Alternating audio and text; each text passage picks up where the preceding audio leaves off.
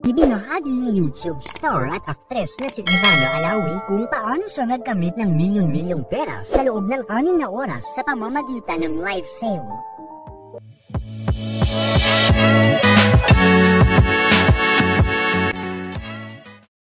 Nakamamanghang naikwento ni Ivana na tumataginting na mahigit 10 million pesos ang kanyang kinita sa pagla-live selling niya sa TikTok. Sa ulat ng News 5 Everywhere, naibahagi ang pahayag ni Ivana kung paano ito nangyari. Nag-live ako from 6 PM na at tapos ako 12 AM. Yun yung kumita ng 8 digits, ani Ivana. Dahil dito, hindi katakot-takang ginawaran siya bilang TikTok Shop Celebrity of the Year. Sa TikTok Shop, mabibili rin ang kanyang mga health and beauty products tulad ng Ivana Skin at AI Beauty. Marami ang patuloy na tumatangkilik sa kalidad niyang mga produkto.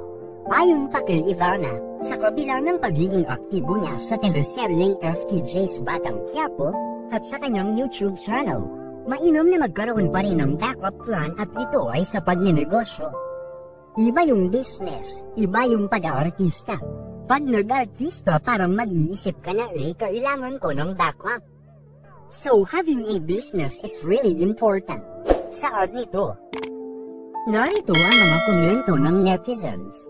Matulungin si Idol Ivana Alawi kaya deserve niya yan, itutulong naman niya sa ibang tao.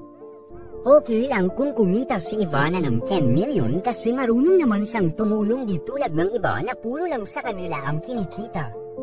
10M in 6 hours from live selling. WTF was she selling luxury brand items? 8 digits is 10M to 99M from 6 PM to 12 midnight. Baka total sales ang ibig niyang sabihin, kasama na doon yung puhunan. Gaya nung kay Rosemar, 13M daw daily. Hindi naman kita yun kundi total sales niya. Kabuo ang benta, hours lang milyon, tayo 8 hours work hirap pa maka 500 pesos sa customer. Swerte talaga nila pagdating sa blessings umaapaw. Ganyan talaga pag matulungin sa kapwa madaming blessings. Ito ang vlogger na hindi nang hihinayang magbigay ng tulong sa kapwa. Lahat ng blessings niya sinishare niya sa alam niyang deserve ng tulong. Kaya sobrang blessed niya.